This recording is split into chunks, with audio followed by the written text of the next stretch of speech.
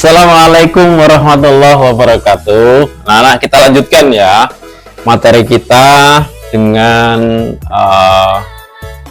pembahasan yang berbeda. Insyaallah kalian dengarkan, jangan lupa subscribe.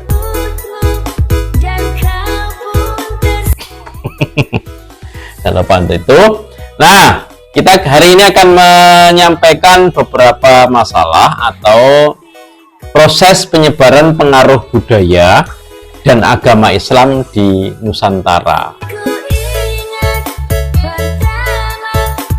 Ya, mengenai masuk dan berkembangnya Islam di wilayah Nusantara, para ahli masih bersilang pendapat, artinya masih punya perbedaan pendapat.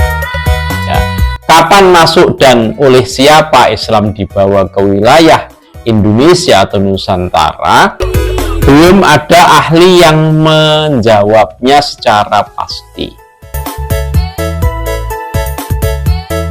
Ya, beragam teori yang membahasnya itu diantaranya adalah ada beberapa hal yang nanti akan kita sebutkan. Ada teori-teori dari Mekah.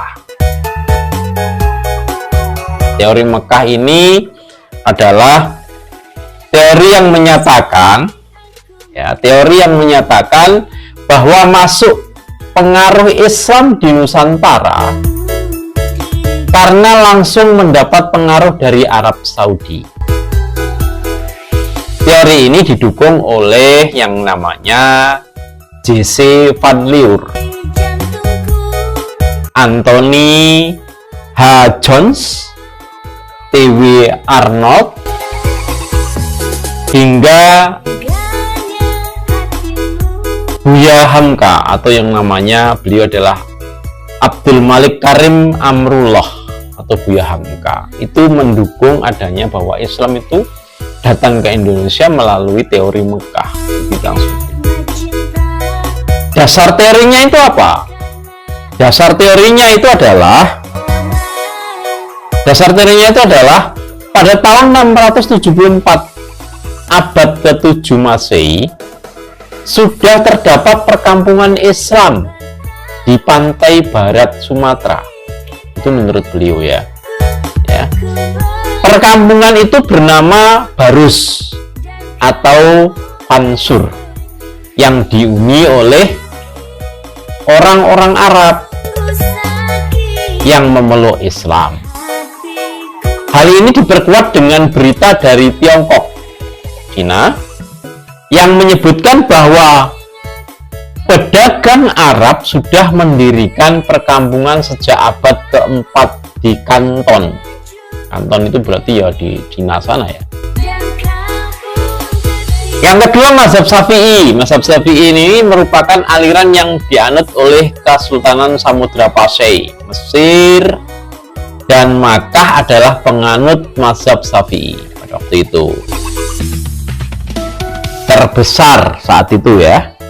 Nah, sedangkan mazhab Hanafi dianut oleh Gujarat, India. 3. Al-Malik adalah gelar dari Mesir yang dipakai bangsawan di Samudra Pasai. Itu bukti-buktinya kalau Islam itu datang dari Mekah langsung, atau teori Mekah. Yang kedua yang sering kita dengar itu dijelaskan oleh Bersnok ya. Teori Gujarat ditetuskan oleh Drewes yang lantas dikembangkan oleh Snok Backgrounds.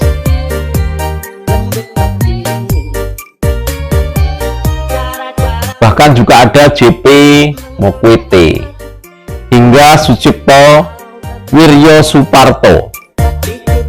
Teori Gujarat ini mengatakan bahwa masuknya pengaruh Islam di Nusantara karena dibawa pedagang Muslim, dibawa oleh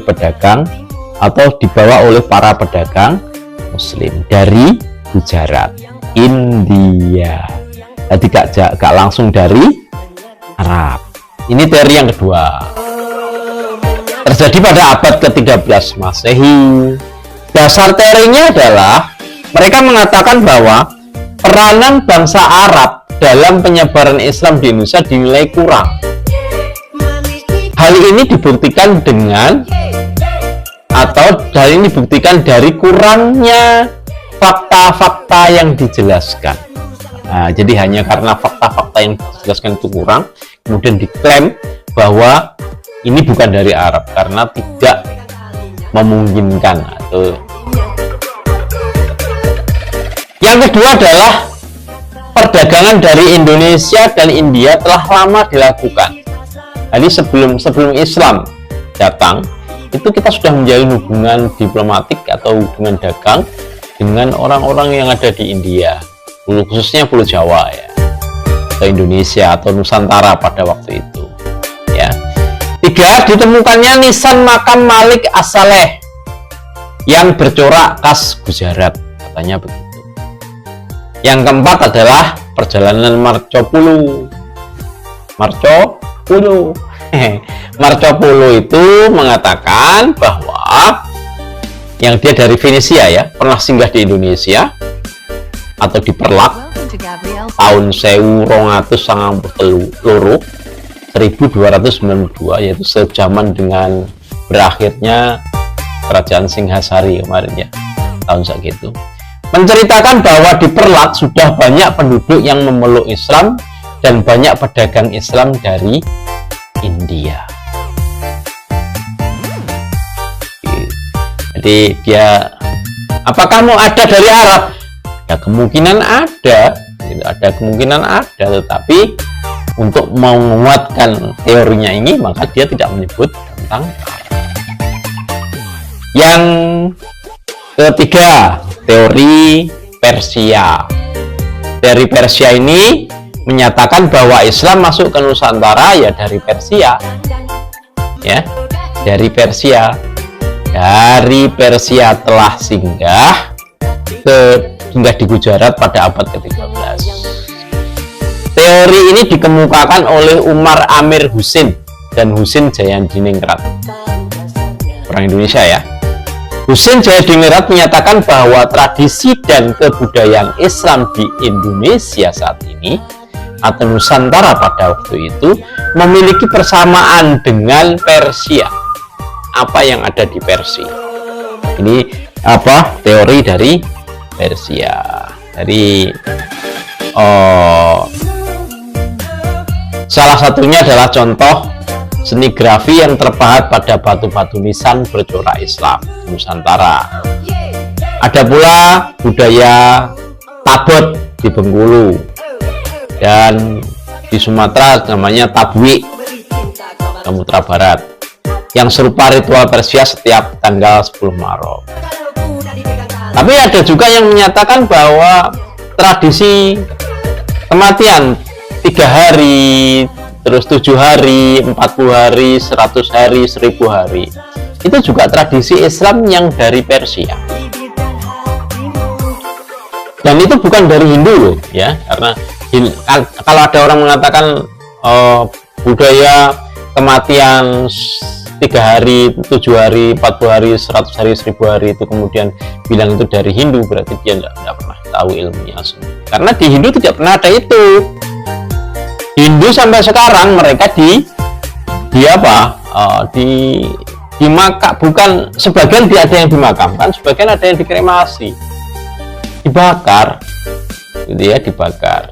Jadi di sana tidak ada tradisi untuk 3 hari tahlilan, nggak ada ya, tahlilan 3 hari, 7 hari, 40 hari, 100 hari dan 1000 hari itu ya tradisi orang-orang Persia yang kemudian dibawa oleh orang-orang yang datang ke Indonesia untuk menyebarkan agama Islam. Itu yang paling mendekati itu. Kalau kemudian diklaim, "Oh, itu niru Hindu," jelas emosional dia, jelas emosional, dan dia tidak tahu bahwa itu sebenarnya bukan dari Hindu. Enggak sama-sama. Lihat aja Hindu yang ada di Tengger, Hindu yang ada di Semarang, Hindu yang ada di Sumatera, Hindu yang ada di Bali. Sama, tidak sama. berbeda, tidak sama. Berbeda itu yang tidak sama. Jadi kemudian kalau diklaim itu adalah budaya Hindu, jelas bukan. Ya, jelas bukan. Dari Persia ini, namun ajaran Islam yang masuk dari Persia kemungkinan adalah Syiah. Kemungkinan Syiah. Kesamaan tradisi tersebut serupa dengan ritual Syiah di Persia yang saat ini merujuk pada negara Iran. Wallahu alam ya. Tapi kenyataannya di Indonesia tidak seperti itu yang terjadi saat ini ya. Kesamaan ritual itu ya saat ini merujuk pada negara Iran. Teori ini cukup lemah ya. Teori cukup lemah. Kenapa? Karena mayoritas pemeluk Islam di Indonesia adalah bermazhab Sunni ya. Kalau yang datang pada waktu itu Syiah, mesti se-Indonesia seluruhnya adalah mayoritasnya Syiah. Ternyata tidak. Maka teori ini yang terakhir ini menurut catatan siapa tadi? Yang terakhir ini adalah sangat-sangat tidak memungkinkan, karena Islam yang ada di Indonesia itu mayoritas adalah Sunni. Ada Syiah, ada penurunnya, tapi ya kecil. Kemudian ada Wahabi, kecil. Wahabi itu kecil, ada, tapi Wahabi itu kecil. Ya, yang besar adalah kaum Sunni. Muhammadiyah termasuk kaum Sunni. Ya, tuh. Terus kemudian ada lagi teori dari negeri tirai bambu. Mana itu? Tiongkok, Cina. Teori Tiongkok menyatakan bahwa Islam Nusantara pengaruhnya dibawa oleh Muslim dari Tiongkok atau Cina. Dari Tiongkok atau Cina. Slamet Mulyono ya, seorang peneliti yang merupakan salah satu tokoh pendukung teori Tiongkok ini. Beliau mendasarkan dukungan terhadap teori Tiongkok berbekal 3 sumber. Ini Pak Mulyono ini, Pak Slamet Mulyono ini mendasarkan pada 3 sumber, yakni 1. Serat Kendana Babat Tanah Jawi dan naskah dari Klenteng Sampokong yang ditulis oleh Potman.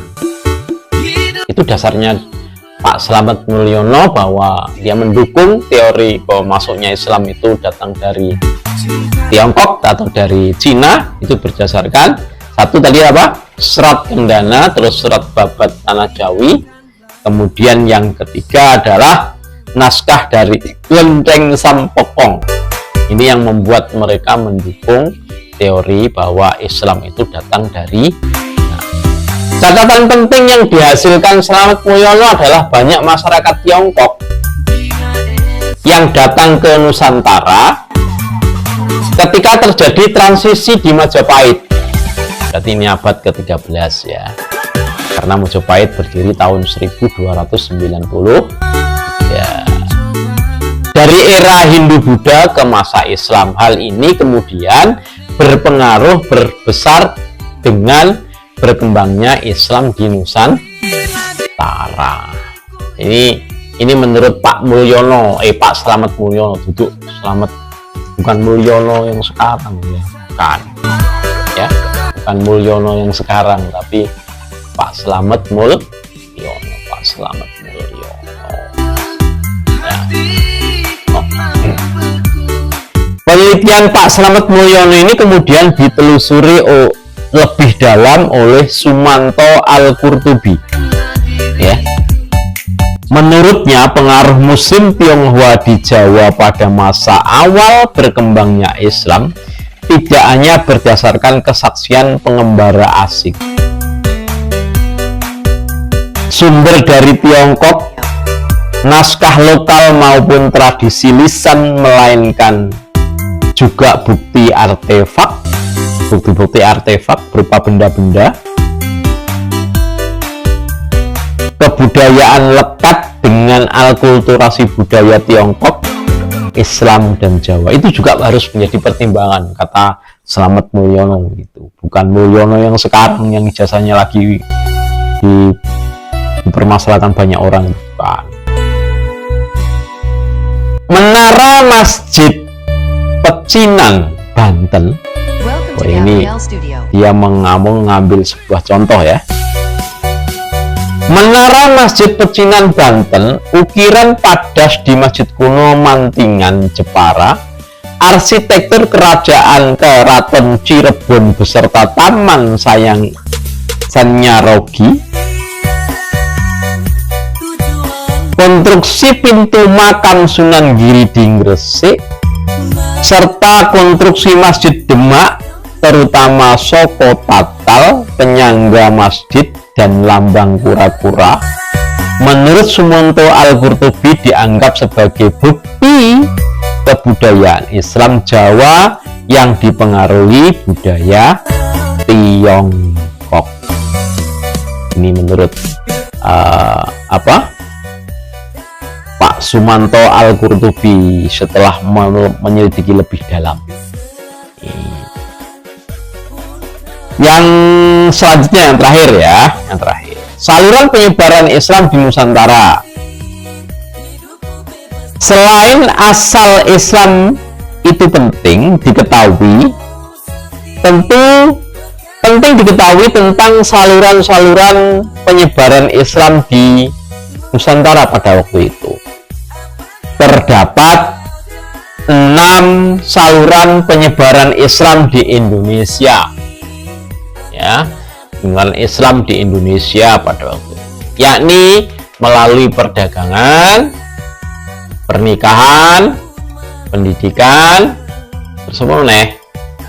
politik, apa lagi, seni dan budaya, yang terakhir ini melalui tasawuf. Ini kita bahas satu-satu ya. Perdagangan. Indonesia memiliki wilayah strategis pada sektor perdagangan. Perdagangan Islam di Indonesia dimulai sejak abad 7, bahkan sebelum itu ya, hingga abad 16. Perdagangan antara pedagang Islam dan pedagang Indonesia mengharuskan para pedagang Islam untuk singgah dan membentuk pemukiman. Kenapa? Karena pada waktu itu masih melalui sarana transportasi laut yang semuanya sangat tergantung kepada angin. Jadi anginnya ke arah utara, sementara dia dari utara, maka dia mau nggak mau ya harus berhenti. Kalau dia arahnya dari utara kemudian anginnya ke selatan, maka dia berjalan gitu. Tapi kalau dia dari utara kemudian arah anginnya menuju ke utara, ya dia harus berhenti mencari pemukiman. Itu ya. Dia harus singgah dan membentuk pemukiman. Dan di sini mulai kegiatan dakwah dan pendidikan mengenai Islam yang kemudian mempermudah Islamisasi di Nusantara. Gitu ya. Yang kedua, dengan pernikahan. Perkampungan Islam yang terbentuk oleh para pedagang Islam memunculkan interaksi antara pedagang Muslim dan pribumi. Hubungan di antara keduanya berkembang menjadi status perkawinan. Umumnya para pedagang Muslim yang kaya mendapatkan wanita pribumi yang terhormat. Strata tinggi pedagang di sana itu Arab, pedagang Arab, membuat keuntungan tersendiri bagi pribumi. Ketika akad pernikahan, wanita pribumi diwajibkan untuk mengucapkan syahadat sebagai bentuk penerimaan terhadap Islam. Yang ketiga adalah pendidikan, melalui pendidikan ya, melalui pendidikan. Pesantren menjadi fondasi strategis dalam kemajuan Islam di Indonesia. Melalui jalur pendidikan pesantren yang dilakukan guru, kiai atau para ulama, Islam lebih mudah ya. Islam lebih mudah disebarkan. Setelah siswa akan keluar untuk menyebarkan dan mengajarkan Islam ke berbagai wilayah.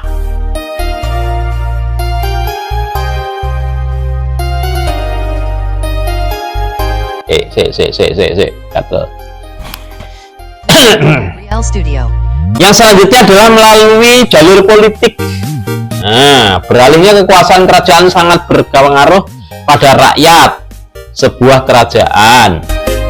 Runtuhnya kerajaan Hindu dan Buddha hingga beralihnya ke kerajaan Islam membuat rakyatnya ikut cepat ketika ikut beralih kepercayaan menjadi penganut Islam.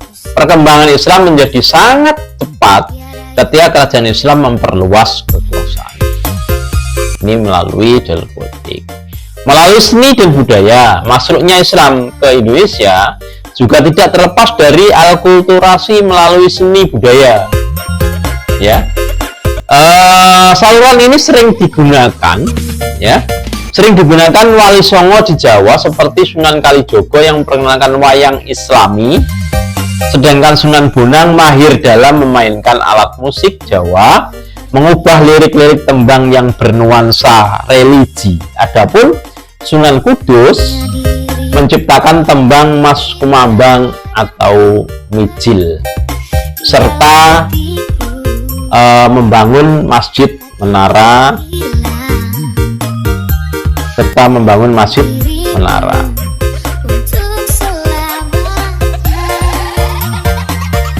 Oke, sebentar ya.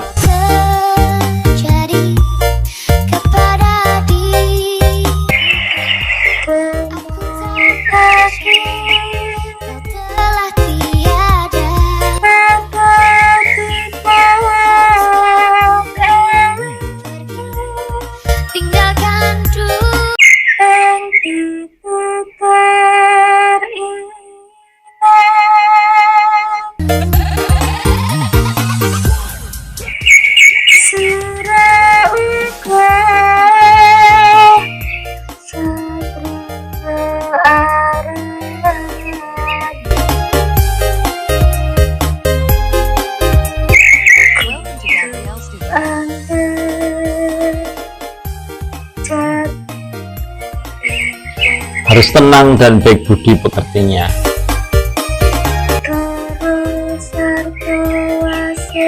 Serba serta pandai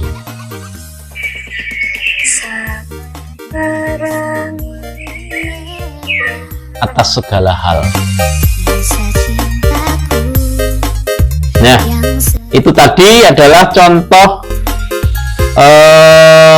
mijil ya, mencepat kembang mijil ya. Yang kalau yang kita lihat Mas Kumambang, coba kita lihat. Nah, ini Mas Kumambang.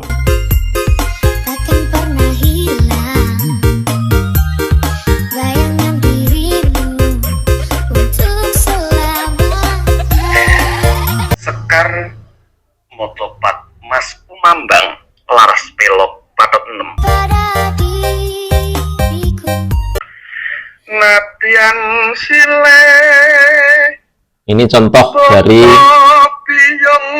Mas Kumambang, walaupun minjam bapak ibu. Satu lorem yang sana dan sedulur kalamun muruk kalau mengajari yang tidak baik.